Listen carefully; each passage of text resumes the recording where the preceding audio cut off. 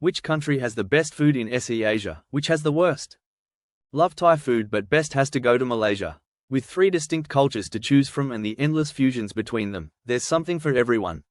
We won't get into the whole Singaporean cuisine is basically Malaysian blah blah chicken before the egg etc. Lived in the Philippines for years and I love sinigang, bopas, sisig, spicy gambas, and a good adobo, so I hate to say it, but overall the cuisine is quite bland otherwise. Sorry po, currently the bottom on my list. Honorable mention with the cleanest, healthiest, and veggie-friendly choice that I wish I had more access to is Vietnamese food. Love me some pho, fresh salad rolls, and banh mi any day. Haven't been to Cambodia, Laos, etc., but haven't heard anything to mention them one way or another. I'm half philo and visited the Philippines from North America for the first time ever almost a decade ago. I loved the Philippines, and the food was decent. But I did find myself super bloated and actually gained weight during my travels. The food is tasty, but I found majority of it was fried, battered, and heavily salted. My first meal that I ate when I got back home was a massive plate of broccoli. My body was literally craving veggies after my trip. Hey, what's up, Internet? It's your boy, Digital Danny, coming at you live from... Oh, where am I today? Oh, that's right, this tiny little beach in Bali you've probably never heard of. Just another day in paradise for me. But you're not here to hear about how I spent my morning surfing perfect waves, sipping coffee grown in the mountains of Colombia, or jumping off waterfalls in Thailand. No. You're here for something way more important. You want to know how to live like me, right? How to work from anywhere, on any beach, with any drink in your hand, and make your friends back home jealous every time you post an Insta story. Well, folks, it starts with one simple move. A move so powerful, so life-changing, it'll blow your mind. Hit that like button. Oh yeah, and don't forget to subscribe, because when you subscribe to Digital Danny, you're not just subscribing to a channel, you're subscribing to a lifestyle. The nomad life, the good life, the I make money while I'm scuba diving in the Maldives life. Let's be real, you know you want it. So go ahead and smash that like button like I smashed the best fish tacos in Mexico City last week. And hit that subscribe button harder than the Wi-Fi signal I hijacked at this beach bar. Join the Digital Danny tribe. And maybe, just maybe, I'll teach you all how to do it all while barely lifting a finger. Cheers. Best, Malaysia, and it's not even close. The diversity alone between Malay, Chinese, Indian, and even Thai and Arabic food is outstanding. I still love Thai and Vietnamese food. Thai food is my favorite type of food ITW, but objectively I can't put Thailand and Vietnam above Malaysia. Worst, I haven't been to the Philippines so I can't talk about it, but I found Cambodian and Indonesian food to be lackluster. Why would we like it? I love Filipino people, so I'm sorry if we are bashing you. But food is just not good. So much processed food, so much fat, you don't use much herbs or fresh seasonings, and some dishes seems like they are designed by a 5-year-old, the banana ketchup spaghetti. Let me take a stab at this. It's probably because it lacks flavor that an amalgamation of spices, herbs and fresh veggies create. Most times it's either too oily, greasy, salty or sweet, with tons of sugar being incorporated into almost all food, even things that almost everyone not from the Philippines would agree should never be sweet, e.g. spaghetti. It lacks complexity and depth that marination, slow cooking, selections of meat cuts, fresh veggies, herbs and spices bring about. It feels hurried, with a background of being born for the sole purpose of curbing hunger rather than the unition of all taste buds and senses in general to create a harmonious convergence of flavors, textures, visuals and aromas to form a pleasurable culinary symphony. Certain aspects of Filipino dishes can also be off-putting to Westerners. For instance, it could be visually unappetizing, and the use of low-quality meat cuts, particularly that which is usually thrown away in many countries, can be unappealing. Additionally, some traditional Filipino dishes can be challenging to eat, such as those that include bones or require manual handling. In contrast, Westerners, for example, tend to prefer food that is easy to consume with a fork and knife. Wink wink hee hee. Another issue is unconventional food combinations, such as hot dogs in spaghetti, can be off-putting. Artificial cheese, eaten in various dishes, including desserts, can also be unappealing, particularly to Europeans. Walking the streets in neighboring countries, you almost never see local food that's been sitting out all day in eateries, except Indonesia, Padang restaurants, but it makes up for this aspect in flavor. What you do see is a wok and fresh, unblemished, visually striking combination of veggies and herbs which is made to order. Filipino food, in general, doesn't feel like there was much love involved in its creation, but rather from a situation here you go, these are the only ingredients we could gather, just dump them all in a cooking vessel, turn the heat up high to borderline burn the contents, so we don't get sick. Don't forget the salt, black pepper, sugar and vinegar, fish sauce, patties, and MSG, magic syrup if you want to be fancy. No, it doesn't matter what dish it is, just put them in there. Pour the glob onto a plate and call it a day. With that being said, there are always exceptions to the rule, of course. There are bound to be some people out there that can put together a mean Filipino dish. But the average tourist going to the Philippines for a few weeks doesn't have the time and resources to go hunting for such cooks. Hell, there are countless people that have lived in the Philippines for decades that were never lucky enough to experience Filipino dishes made by such hands. Whereas, in the other countries, you don't have to go out of your way to find good food, it's just right there, no matter where in the country you are. An absolutely naturally beautiful country though, just don't be a foodie, or into food at all. Not a direct response to this comment, but based on the replies, I guess one thing people should know about Filipino food is it doesn't really fit in much with the other Southeast Asian cuisines, which I also love, by the way, especially Thai. First, Filipino food was heavily influenced by Spanish, American, Chinese, Malay, Indian, and Mexican cuisines. Guess where the love for hot dogs and processed food came from? On the other hand, mainland sea countries like Thailand and Laos had an easier time influencing one another's tastes throughout the centuries.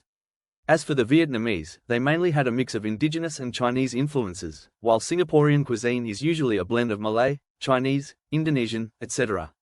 Then, as others might have mentioned, people here usually have to adapt to what's available. As an example, some say that kare, beef oxtail stew in peanut sauce, was brought by traders from Acapulco through the galleons. That's why it's similar to Mexico's in cacahuatado, we just use oxtail instead of the loin. Others say that Indian settlers during the British occupation of Manila had to improvise since they couldn't find the usual ingredients for kare. Either way, that sort of improvisation is still pretty rampant here. For instance, let's say the veggies you want aren't in season, and your favorite fish isn't available in the grocery market today. So you really have to improvise. On that note, sometimes I replace rice with quinoa or couscous.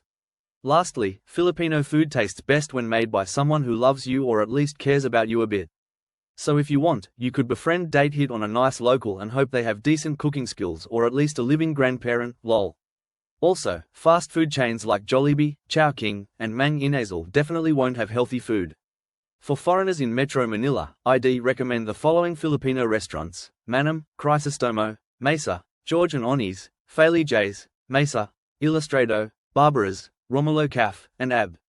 If you're in Cebu, try Zubashon.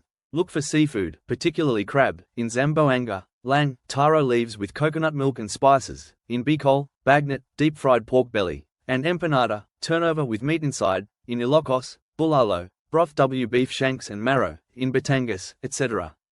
As a Manali, sadly, I don't know much about the top-rated restaurants in other provinces nowadays, but maybe stick to places with good reviews.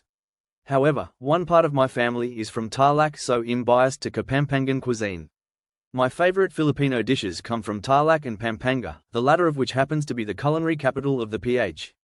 I'd recommend sisig, and you can try tofu sisig for a healthier version. Manam offers this. IIRC. There's also caldereta, spicy tomato-based beef stew, lengua, ox tongue in white mushroom sauce, afritada, chicken braised in tomato sauce with carrots, potatoes, and bell peppers, bringi, paella, made out of glutinous rice, tocino barong babi, sweet cured pork, and morcon, beef roll with sausage, cheese, carrots, and pickles. Not sure if all of these come from Kapampangan cuisine, but my old relatives there would cook these a lot. As for healthy dishes, lumpiang sarawa, fresh lumpia, doesn't require deep frying. To make healthy sinigang, use fish instead of pork. Also, try these too: pinakbet, nilaga, escabeche, sweet and sour fish, canilor, ceviche, and mungo guisado, mung bean stew. A tourist probably wouldn't have to go hunting for all the ingredients needed for these dishes, though. But at least you'd know what to look for on the menu. Smiley face. My only regret is that Vietnamese food, in the US, Australia, Canada, and NZ, has been reduced to pho, banh mi, summer rolls, and the occasional rice plate, when I found it to be so much more. I'd weep with joy to see more involved seafood preparations, bo ne, or those delicious barbecued oysters with lardamp, peanut. Malaysia, Thailand, and Vietnam are the best, but I do get bored of Thai cuisine after a month. Vietnam and Malaysia have enough diversity to never get bored, especially Malaysia with the multicultural cuisine. Philippines and Cambodia have been my least favorite. I didn't mind the lack of international variety because most everything I ate was just so fresh. I found most of the food in Thailand fried or heavily sugared, coconut sugars, tamarind sugars, etc. The Vietnamese rolls I could eat all fucking day and night. When I got to Thailand, I just thought it was significantly less healthy. GT, but I'll ask away, what don't you like about Philippine food? Sorry, I don't want to say bad things about your nation's food, but I will. Presentation, it just doesn't look appealing. Too much oil, salt, sugar. Dishes like sinigang don't smell very nice. Something like menudo or caldereta is nice, but it's just a stew. It's nothing that is going to make people say wow. All right, listen up, legends. It's your boy, Digital Danny, coming at you from, well, let's just say I'm not in my mom's basement like you. No, I'm out here in the world, crushing life thanks to these beauties, the Apple AirPods Pro 2. Now you might be thinking, Danny, what makes these earbuds so special? Well, let me break it down for you, you tech peasants. First of all, noise cancellation is not just good, it's elite. These bad boys block out more noise than I block out haters. Crowded cafe? Gone. Crying baby on the plane? What baby? It's just you and that sweet, crisp sound, like the perfect wave hitting the shore of some exotic island, which I obviously know all about. And the fit? Oh, it's like these AirPods were custom built for my lifestyle.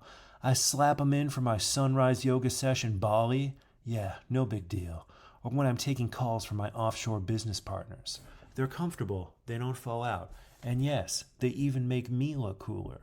Which I didn't think was possible, but here we are.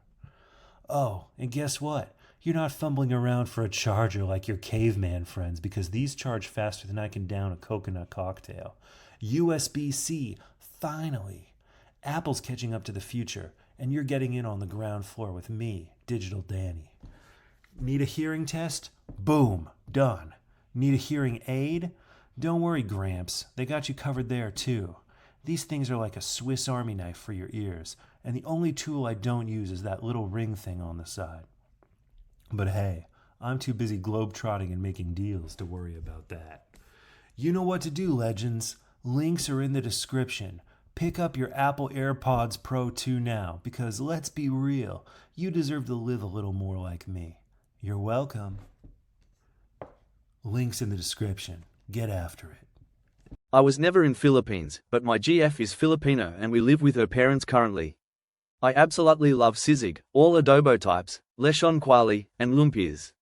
Chicken macaroni salad for Christmas, OMG. Wow, no human being would imagine this to be so tasty if you explain to them. It's chicken, pasta, coconut and condensed milk, but it's delicious. Im okish with pancit, and tortung talong. Masarap. About everything else, it's just a mess of oils and fat food with weird unrelated mess of vinegar, more oils, and weird leaves and herbs. I dislike most soups they make, despite the fact that I'm a big soup person, and so much rice OMG. Well, okay, so I've read the comments from each one of you. Great insights, so I'll have to answer them as best as I can, so here it goes. Well, seeing as though Philippines is a third world country, with a location that is completely challenging to traverse to, logistically wise, our archipelago is so frustrating that transportation of goods and services are expensive. And since it's expensive to transport goods, logistically speaking, in and out of the country, our foods tend to be more oily, salty, sweet, just to compensate our missing body nutrients and hunger. Unfortunately, I can't blame you all if you don't like our food, and one actually pointed out that some of Filipinos really don't like our food as well. It makes me sad too. I think the best Filipino food is the ones made at home. Most Filipinos in the PH don't go out to eat Filipino food because they can make it at home. I never really liked going out to eat at restaurants there because I thought, it's better at home, lol, or, there's vegetables at home. GT, what don't you like about Philippine food? Pork and rice, crap vegetables or no vegetables. No fresh food at all. Everything is canned, salted, and very low quality. When your bowel movements have fucking oil in the water, there's a problem. 2 days of Filipino food requires a week to recover. The terrible food is the reason most Filipinos develop a pot belly before age 30. I love Vietnamese food, have been and love trying everything there. We also have it pretty good for Viet food in Toronto, although non-Saigon dishes are harder to come by. That said, I could never put it above Thai food simply cause Thai has so much more variety in it. Viet food generally sticks to a couple flavor profiles whereas Thai goes all over the place. So, the best way I can describe it was that it was more herbal, like the meals had lots of different fresh herbs compared to Thai food, which had to be supplemented with finishing it because the sauces were so sweet and the food was so fried. So think, adding peanuts to pad Thai. The food in Vietnam was saltier for sure, which comes with its own problems. And the reality is, rice and rice products are also cause for sugar spikes because rice noodles are sugary by nature, or convert to sugar. I just found that after eating a banh mi, I felt satisfied but not bloated. But eating Thai street food left me feeling like I could just eat more and more, and it was very much fried. Thai flavor was dynamic compared to Vietnamese, which was more subdued, but I found it easier to eat healthy in Vietnam than in Thailand. So much temptation. I have eaten food cooked by Philippine friends often and have always enjoyed it. It's hearty and tasty. It generally doesn't have the zinging spice factor that you get with Thai food, for example, but it's tasty and unfussy. My favorite is adobo. I asked a friend for her recipe for chicken adobo, and since it sounded so easy, I tried it and made it myself a few times very successfully. I just consider Philippine food to be tasty, easy, crowd-pleasing food. But when I went to the Philippines, I was not impressed with the food I ate at restaurants. Mostly it was too oily, boring, or just bad. The one adobo I had was so salty I couldn't eat it, and I love salt. Maybe I had a bad run of luck with the restaurants I went to. Maybe a local could have shown me the better places to eat. I think it's just a restaurant quality issue. Philippine food is definitely good when it's cooked with love and care, but the standard of cooking in the sorts of restaurants I went to, restaurants targeting clueless tourists, isn't good, and it gives the cuisine a bad name, as this is what most foreigners will experience. Go to Philippines and eat dinner with locals, and you can get some really nice food. Their soups like sinigang are good, and they cook other nice dishes, vegetarian, roasted chicken, adobo. The restaurant food isn't always the same as home cooking, and tourist places can be worse than the places where Filipinos eat, but obviously the fast food isn't good food. I had some decent seafood in Philippines. There was one excellent place in El Nido, but if you go to normal lunch place, is just not comparable at all. The cuisine lacks some spice compared to Thai and some freshness compared to Viet. After a while you'll find some decent place and dishes you like, but in Thailand or Vietnam you arrive, go to any random place and you are already writing home how great it is. So yeah, had some good fish, chicken, seafood when it's simple grilled or fried, but the main distinct dishes are not comparable. I am also sad about it. Like others said, it's too oily, lacks complex flavor, and is unhealthy. I guess what's different about our cuisine is that it's meant to be eaten with boatloads of white rice, which is why it's so sugary, salty, and saucy. We don't have many dishes that can be eaten without rice to balance the taste. Our lack of creative seasoning beyond toyo, vinegar, calamansi, and patties makes everything more or less interchangeable in terms of flavor and texture. IIRC our food is this way due to poverty and a lack of access to a wider variety of ingredients. I'm a huge foodie, and while I love Filipino food, I know it's only because I'm Filipino and grew up with it. But I would never choose our cuisine over Thai, Viet, or Indo food. However, I think we have the best breakfast food in the world. Silog forever. All right, buckle up, folks. It's your boy, Digital Danny, here with my hot take on Beyond the Sky and Earth by Jamie Zeppa. Now, before you roll your eyes and think, oh great, another travel memoir, let me stop you right there. This ain't your average backpacker blogging about sipping artisanal coffee in Bali. Nah, Jamie took things next level by heading off to Bhutan. Yes, Bhutan, where Wi-Fi is probably considered a dark art. Picture this. Jamie, a Canadian academic who could have been grading papers in Toronto, decides to ditch the predictable life for a 2-year teaching gig in the middle of the Himalayas. Mad respect. I get it. I mean, I travel all over, but I still need my lattes and Wi-Fi hotspots. Jamie, she's dealing with monks, mountains, and wait for it, yak butter lamps. I'm telling you, it's wild. The best part? She does it all with humor. Her descriptions of Bhutan's quirks actually had me laughing out loud, and that's hard to do without emojis, okay? There's night hunting, buses that smell like they've seen things, and let's not forget dysentery danishes. I don't even know what those are, but I'm already starting to feel like I'm missing out. And don't get me started on how she gets deep into the culture. She's not just sightseeing. She's out here learning Buddhist philosophy, reflecting on her life, and even converting to Buddhism. Think Eat, Pray, Love, but with more yak and fewer Instagrammable cappuccinos. It's honestly refreshing to read about a place where life's pace isn't dictated by 5G networks. If you're looking for something that makes you appreciate the world outside of your feed, this is it. Jamie's writing is so real. You almost forgot you're in a digital age where Bhutan's mystical vibe would probably crash your data plan. So my final take, Beyond the Sky and Earth is for adventurous souls who want something more than a digital detox. It's a trip, literally and spiritually. Download it if you're feeling like your next adventure should involve something a little more meaningful than just swiping right. Remember, my affiliate links are in the descriptions. Thai cuisine was way more complex in terms of flavor profiles, like curry varieties and inclusion of kaffir limes and other delicious sensory experiences. I meant just from a healthy perspective, Vietnamese cuisine was much fresher to me, whereas I felt like everything in Thailand was either fried or had some heavy oil component to it. Both delicious in their own way. I could eat Thai every day, but my waistline would punish me. I'm Filipino, so I won't have the most unbiased opinion here, but our food badly lacks herbs and spices. Salt, pepper, and sugar make up the main flavoring agents of like 95% of our cuisine. Show an average Filipino other spices like paprika or cumin and they would have zero clue what those are. I don't want to sound ungrateful, but there was a time in my life I hated eating because every single dish my family cooked has the exact same flavor, either too peppery or too salty. You're spot on. The restaurant scene in the Philippines is simply way behind other countries.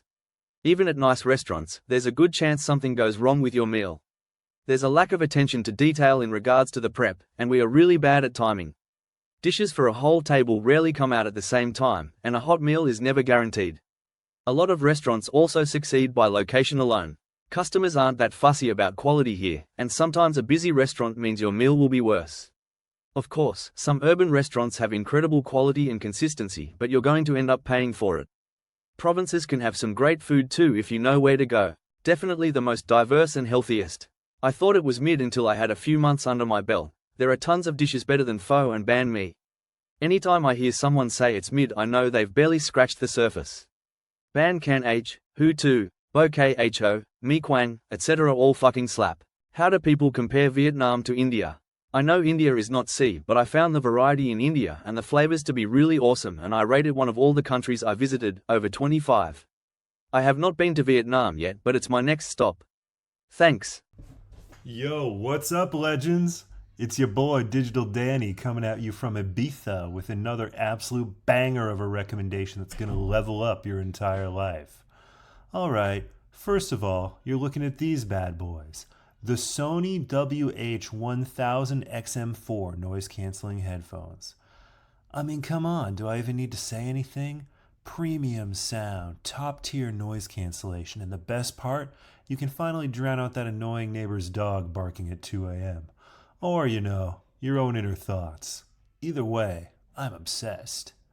Now here's why you need them. First, dual device pairing. Yeah, multiple devices. So you can switch between your phone call with Karen from accounting and your Spotify without lifting a finger. Flex on your friends, make that seamless switch, and boom, you're back to ignoring work calls like a pro. And get this, 30-hour battery life. That's right, 30 hours. That's basically a full day of me ignoring the real world while jet-setting around the globe pretending to work. You charge these puppies for 10 minutes, and boom, 5 hours of playback. Perfect for my quick sprints between sipping overpriced cappuccinos and finding myself in exotic locations. And the noise canceling? Bruh, it's like putting the entire world on mute. You think your ex can break your concentration now? Nah, chief, not today. Speak to chat mode? Forget it. I'm ghosting mid-convo without even touching those. Touch controls on the ear cups, so you can adjust the volume and skip tracks just by swiping. It's like the future is now, and naturally, I'm living in it. Links to get your own set of these next-level headphones are right there in the description. Don't be that guy still rocking the free earbuds that came with your phone. Get yourself a pair, and thank me later when your life sounds as premium as mine. Digital Danny out. Link in the description.